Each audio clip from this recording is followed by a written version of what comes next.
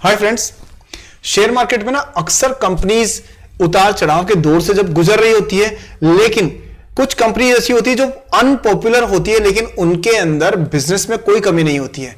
और दोस्तों, एक समझदार इन्वेस्टर को यही चाहिए कि वो ऐसी कंपनीज की लगातार रिसर्च करता रहे जिससे उसे मौके मिलते रहे, क्योंकि जो पॉपुलर कंपनीज है वो तो पहले से ही पॉपुलर है, वहां तो प्राइस टू अर्निंग रेशियो पहले से ही बढ़ा हुआ है, तो वहां आपको स्कोप नहीं मिलता। लेकिन जो अंडर वैल्यूड कंपनीज है वहां आपको प्रॉफिट मेकिंग का, लॉन्ग टर्म गेन्स का एक अच्छा स्कोप मिल जाता है। आज ऐसे ही दो कंपनीज के बारे में बात करेंगे जिनका बिजनेस मॉडल को देखते हुए कंपनीज लॉन्ग टर्म के हिसाब से अच्छी अपॉर्चुनिटीज मानी जा सकती है और अंडर वैल्यूड भी है। सो दोस्तों, देखते हैं वो दोनों कंपनीज कैसे काम करती हैं, कौन सी हैं और उनका किस प्रकार का बिजनेस मॉडल है और एक इन्वेस्टर के तौर पे आपको कैसा प्रॉफिटेबल रिटर्न मिल सकता है। बहुत इंपॉर्टेंट वीडियो है दोस्तों, पूरा जरूर देखिएगा, कुछ नया सीखेगा और एक बहुत थॉटफुल, एक इंटेलिजेंट, स्मार्ट इन्वेस्टर बनिएगा। शुरू करते हैं आज का सागरनॉमिक्स।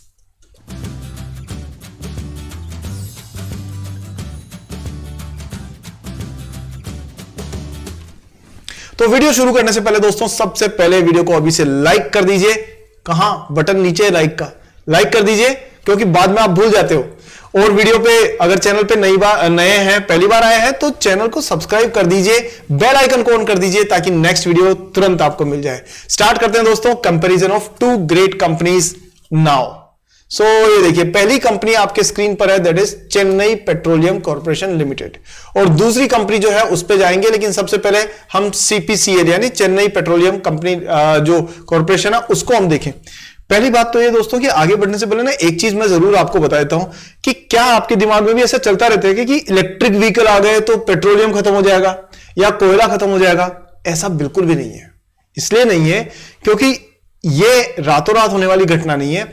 अभी इलेक्ट्रिक व्हीकल्स को मार्केट में सेटल होने के लिए बहुत टाइम लगेगा, क्योंकि जो चार्जिंग इंफ्रास्ट्रक्चर है वो अभी बहुत कम है।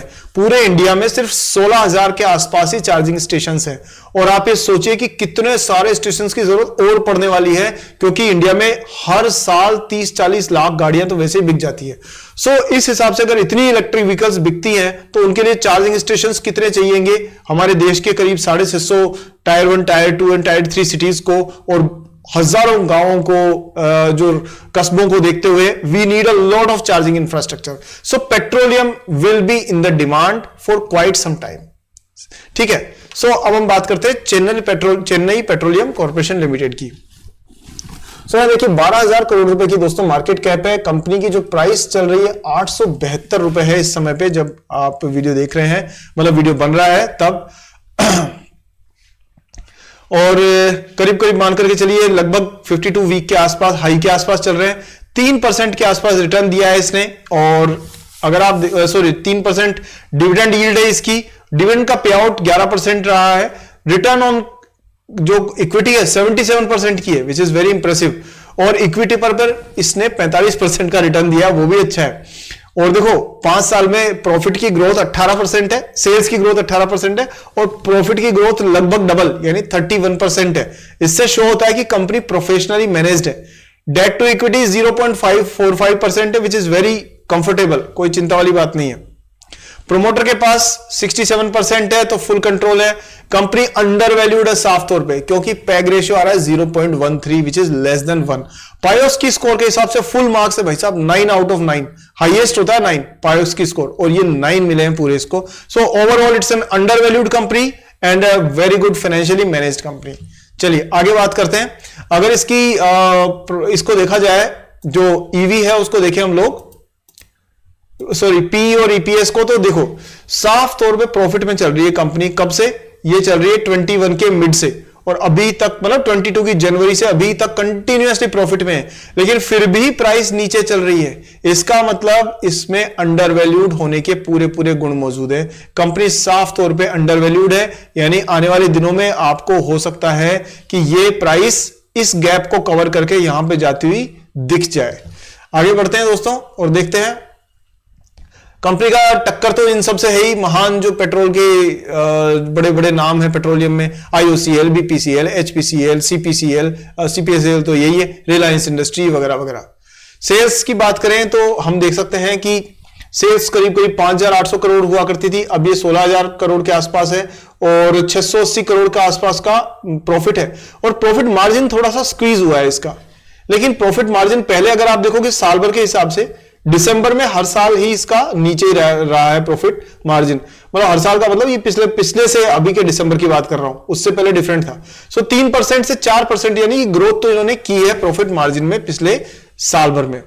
और अगर बात करें हम लोग नेट प्रॉफिट की, तो नेट प्रॉफिट भी करीब करीब थोड़ा फ्लक्चुएट रहा है इसका टाइम के हिसाब से, लेकिन क्योंकि पेट्रोलियम फील्ड ही ऐसा है कि इसमें रॉ मटेरियल जो आता है वो उसकी प्राइस फ्लक्चुएट होती है इंटरनेशनल मार्केट में, सो ओवरऑल उसका फर्क भी है। तो इसका जो प्रॉफिट है वो फ्लक्चुएट होता हुआ रहा है, बट लॉस नहीं है, एक भी बार यहां के बाद में लॉस नहीं है।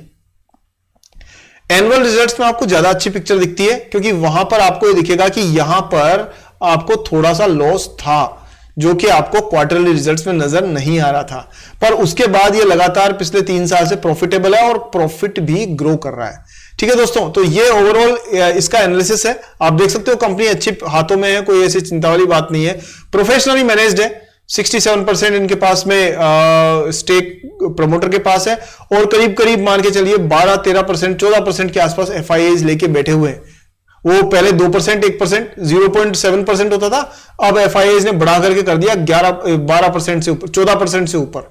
ये हुआ है पिछले 2 साल के अंदर अंदर, यानी FIIs कुछ तो इस कंपनी में देख रहे हैं कि जो खास काम का उनके लिए हो सकता है। ठीक है दोस्तों, तो इसके अलावा इसके टेक्निकल्स पे नजर डालें तो टेक्निकल्स आप देख सकते हैं चेन्नई पेट्रोल का, अभी ये इसने मेजर जो सपोर्ट लाइन है उसको टेस्ट किया है।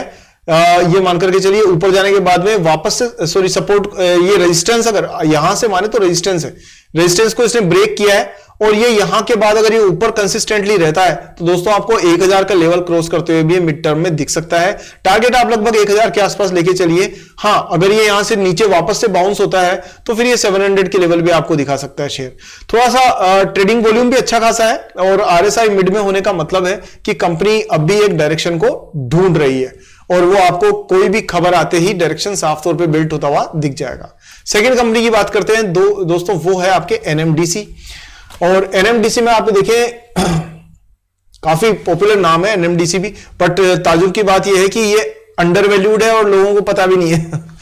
201 रुपए के आसपास की शेयर प्राइस है। करती क्या है कंपनी? आयरन ओर की माइनिंग करती है, ठीक है, अलॉन्ग विद जो डायमंड है प्रोडक्शन और वो जो sale of iron, sponge iron वगैरह इसका। तो इसके अलावा ये विंड पावर में भी है, मतलब काफी काम कर रही है। बट खासतौर यह है कि खासतौर की बात यह है कि दोस्तों ये हीरे की खुदाई में भी है। आपको पता है ना, डायमंड्स आर फॉरएवर, हीरा सदा के लिए। तो यहां पर हीरा बनाने वाली कंपनी NMDC। चलिए 58,000 करोड़ के आसपास की मार्केट कैप है, 253 हाईएस्ट गया था, बट लगभग उसी के आसपास अभी चलता हुआ शेयर। 3% की इसकी डिविडेंड यील्ड है, तो कंपनी डिविडेंड दे रही है और प्राइस टू अर्निंग के रेशियो के हिसाब से साफ तौर पे अंडर वैल्यूड है। 10 का प्राइस पी रेशियो है। अगर आप पैग रेशियो को देखें 2 तो भी अंडर वैल्यूड है, रिटर्न ऑन इक्विटी 23 है और अगर आप देखें कि सेल्स 8% से ऊपर ग्रो है और प्रॉफिट 4% से, तो यही वजह है कि कंपनी अंडर वैल्यूड है, क्योंकि कंपनी को प्रॉफिट अपना इंप्रूव करना पड़ेगा ताकि शेयर होल्डर्स या जो मार्केट में जो पार्टिसिपेंट्स हैं वो इसको थोड़ी इज्जत के साथ में प्राइस में ग्रोथ दे सकें। हालांकि पिछले कुछ समय में कंपनी का प्रॉफिट यानी EPS थोड़ा सा डाउन हुआ, फिर भी प्राइस बढ़ी थी। बट अभी ना ये जो रिसेंट करेक्शन आया ना 16 फरवरी के आसपास, ये मतलब फरवरी के स्टार्ट में वो जो करेक्शन है ना, वहां एक अपॉर्चुनिटी आप साफ तौर पे देख सकते हैं। और इसके अलावा बात करें दोस्तों तो इसका टक्कर में कोल इंडिया, वेदांता, NMDC, लॉयड मेटल्स वगैरह वगैरह ये सारी कंपनीज हैं, सब अलग अलग है। बट वेदांता को मैं बहुत दूर से हाथ जोड़ के नमन करता हूं। मैंने एनालिसिस किया था, आप चाहो तो मेरे मतलब चैनल पर मेरा एनालिसिस वेदांता का जरूर देखना। मतलब इसलिए मत देखना क्योंकि मैंने कहा है, बल्कि इसलिए देखना कि कोई कंपनी कितनी गलतियां कर सकती है और गलतियों को छुपाने के लिए और कितनी गलतियां कर सकती है। शेयर होल्डर्स को मिसगाइड करने के लिए अनिल अग्रवाल जी ने वेदांता में जो कुछ किया है ना दोस्तों, वो आपको मेरा वीडियो जरूर देखना चाहिए उसको समझने के लिए। एक कंपनी के अंदर आपको हमेशा मतलब क्या स्केप्टिकल तरीके से भी सोचना चाहिए कि जो कुछ दिख रहा है जरूरी नहीं है वो सच हो। उसके पीछे अगर आप जाके नंबर्स में एनालाइज करेंगे तो पता पड़ेगा कि बहुत सी चीजें छुपी हुई थी जो कंपनी को दिखानी नहीं थी, शेयर होल्डर्स को मिसगाइड करने के लिए। एग्जांपल बताऊं, वेदांता ने क्या किया था? वेदांता ने शेयर होल्डर्स, देखो शेयर होल्डर्स को किस चीज से मतलब होता है कि या तो कंपनी के शेयर की प्राइस बढ़ जाए तो वो खुश हो जाते हैं कि भाई कंपनी बढ़िया है, या फिर कंपनी लगातार डिविडेंड देती रहे तो शेयर होल्डर खुश होंगे कि भाई ये कंपनी ना मुझे टाइम टू टाइम डिविडेंड देती रहती है, इसलिए वो कंपनी अच्छी है। पता है वेदांता ने क्या किया? वेदांता ने ना शेयर होल्डर्स को डिविडेंड देने के लिए, किस काम के लिए? डिविडेंड देने के लिए। क्या चीज देने के लिए? लाभांश। डिविडेंड को हिंदी में कहते हैं लाभांश, विच इज द अंश ऑफ लाभ, यानी प्रॉफिट का part of profit, that is dividend. Dividend देने के लिए जो कि लाभ में से दिया जाना चाहिए, आइडियल यही होता है ना। लेकिन वेदांता ने उसके लिए लोन लिया, कर्जा लिया कंपनी की ग्रोथ के लिए नहीं, नई फैक्ट्रीज लगाने के लिए नहीं, नई प्लांट एंड मशीनरी के लिए नहीं, नए लोगों की हायरिंग के लिए नहीं, नए प्रोडक्ट लॉन्च करने के लिए नहीं, नए ज्योग्राफी में अपने बिजनेस को बढ़ाने के लिए नहीं, बल्कि शेयर होल्डर्स को डिविडेंड रूपी लॉलीपॉप देने के लिए, ताकि वो खुश रहें और पीछे कंपनी में अंदर भ्रष्टाचार कचरा चल रहा हो। सो इस तरह से कंपनीज का जो बैकग्राउंड देखते हैं ना तो हमें समझ में आता है। सो इसलिए आपको एनालाइज जरूर करना चाहिए। तो यहां पर दोस्तों हम बात कर रहे थे कि एनएमडीसी जो कंपनी है उसकी, हम वापस उसी पर आते हैं, अदरवाइज हम लोग पता नहीं कहां चले जाते हैं। मैं आदत से मजबूर हूं, क्या करूं, I am really sorry, but मैं कोई इंपॉर्टेंट चीज को ना एक्साइट इतना हो जाता हूं कि मैं बताए बगैर रह नहीं पाता, क्योंकि उससे आपको ही फायदा होगा अल्टीमेटली, मैं ये मानता हूं। चलिए यहां देखें तो इसकी वापस हम बात पे आते हैं। हीरा सदा के लिए तो वो तो हो चुका। तो कंपनी बहुत सारे सेगमेंट में काम कर रही है। 4000 करोड़ की इसकी सेल हुआ करती थी, 5000 करोड़ हो गई दिसंबर में, 3 साल में ये 1000 करोड़ बढ़ी है लगभग। प्रॉफिट की बात करें तो मार्जिन इंप्रूव किया, मार्जिन, हाँ मार्जिन कंपनी ने रिसेंटली इंप्रूव किया 30 से 37%, which is a very good thing. बात करें इसकी, कंपनी लगातार डिविडेंड दे रही है। हाँ, अब आपको जब कोई कंपनी 30, 40, 50, 60% डिविडेंड देती हुई दिखे तो आपको एक काम जरूर करना है। क्या करना है? यहां ऊपर जाकर के ना हमेशा ये देखना है कि डिविडेंड का पे आउट रेशियो कितना है। यहां पर कितना है? 34.5%। तो ये बिल्कुल सही है। ये जो कंपनी डिविडेंड दे रही है एकदम ईमानदारी से, सही तरीके से दे रही है, कोई प्रॉब्लम नहीं है। लेकिन अगर ये 100% से ज्यादा होगा ना तो इसका मतलब क्या हुआ? 100 कमाते हैं, 125 बांटते हैं, तो भाई साहब वहां आपको डाउट हो जाना चाहिए। सो एनएमडीसी में ऐसी कोई प्रॉब्लम नहीं है। कंपनी ओवरऑल ठीक काम कर रही है और थोड़ा अनपॉपुलर है और उसी की वजह से सस्ती भी है, ये मान करके चलिए। आगे बात करें इसके शेयर होल्डिंग पैटर्न की, तो आप देखिए करीब करीब 60% प्रोमोटर्स के पास है, 9% एफआईआईज का है, जो कि 4% से बढ़ा के लगभग डबल कर लिया इन्होंने। डीआईआईज ने 20% से करीब 17% किया है। तो वो तो ये लोग तो फुटबॉल खेलते रहते हैं, एक गोल से दूसरे गोल में, दूसरे गोल से पहले गोल में, एफआईआई से डीआईआईज को, डीआईआईज से एफआईआईज को। आपको इससे ज्यादा प्रभावित नहीं होना चाहिए, लेकिन ये देखना चाहिए कि कौन अपनी लगातार इसमें स्टेक बढ़ा रहा है। सो ये ओवरऑल एक तरह से आप देखेंगे कि एफआईआईज ने अपनी पोजीशन इसमें बढ़ाई है। खैर, अब अपन इसके टेक्निकल्स पे बात करें तो टेक्निकली आप देखिए ये बिल्कुल लगातार हाई हाईज और हाई लोज के हिसाब से, एक सेकेंड, हाँ, तो ये टेक्निकल चार्ट है जो लगातार एक अच्छी ग्रोथ के साथ बढ़ रहा था, पर रिसेंटली बहुत तेजी से गिरा है और इस समय दोस्तों ये अपने मेजर सपोर्ट के पास है 201 रुपए पे। यानी यहां से ये बाउंस होकर के ग्रीन कैंडल अगर 2-3 और बनती है और उसके बाद में ये वापस अप ट्रेंड होना शुरू होता है तो फिर ये 250 के आसपास में आपको जाता हुआ आसानी से मिड टर्म में देख सकता है। जो डाइवर्जेंस है आरएसआई की वो भी यही बता रही है कि यहां से इसका रिवर्स होने के चांसेस ज्यादा है। हालांकि इट इज टू अर्ली, क्योंकि हमें यह भी देखना होगा कि क्या मूविंग एवरेजेस आने वाले दिनों में क्रॉस करेंगे। अगर क्रॉस करते हैं तो फिर ये डाउन ट्रेंड कंटिन्यू होते हुए भी दिख सकता है। तो मेरा आपको यही कहना है कि नजर रखिए इसमें, ट्रेडिंग वॉल्यूम काफी अच्छा खासा है, कंपनी के शेयर प्राइस पर नजर रखिए और अपनी अपॉर्चुनिटी को पहचानने की कोशिश करिए। दोस्तों यहां एक डिस्क्लेमर मैं दे दूं कि यह वीडियो सिर्फ एजुकेशनल पर्पस के लिए है, बाइंग और सेलिंग की कोई रिकमेंडेशन मेरी तरफ से नहीं है। आप अपना एनालिसिस करके खुद अपना डिसीजन लीजिएगा। हां, और दोस्तों इसके साथ में यह भी है कि वीडियो आपको कैसा लगा, क्या इंफॉर्मेशन आपको अच्छी लगी, मुझे कमेंट सेक्शन में जरूर बताइए। किस टॉपिक पर आप वीडियो देखना चाहते हैं वो भी बताइए। अक्सर आप ही के बताए हुए जो कमेंट्स होते हैं उन्हीं में से मैं कंपनीज को रिसर्च करके आपसे शेयर करता हूं। कभी कभी वो कंपनीज भी शेयर करता हूं जो मुझे लगता है कि शेयर करना जरूरी है, चाहे आपने वो क्वेश्चन पूछा हो चाहे नहीं पूछा हो। तो कमेंट्स में मुझे आप अपना फीडबैक जरूर दीजिए। और हां दोस्तों, वो दोनों रिस्पॉन्सिबिलिटीज कौन सी? पहली, कि वीडियो को लाइक नहीं किया तो अभी कर दीजिए। हर व्यक्ति जिसको वीडियो देखना है उसको पूरा देखना है और उसको लाइक भी करना है। और दूसरी रिस्पॉन्सिबिलिटी जो आप नहीं करते हो और जो अब आज से आप पूरी तरह से रेगुलरली करोगे वो ये है कि वीडियो को शेयर सारे दोस्तों को करना है ताकि सब लोगों के पास जानकारी पहुंच सके। दोस्तों मैं कोई यूट्यूबर बनने के लिए यूट्यूब पे नहीं हूं, मैं एक बड़े उद्देश्य के लिए काम कर रहा हूं। मैं चाहता हूं इतनी ट्रांसपेरेंसी आ जाए इन्वेस्टमेंट के फील्ड में, इतनी ट्रांसपेरेंसी आ जाए कि कोई भी किसी इन्वेस्टर को आसानी से मिसगाइड नहीं कर सके। इसके लिए दोस्तों मुझे आपका साथ चाहिए।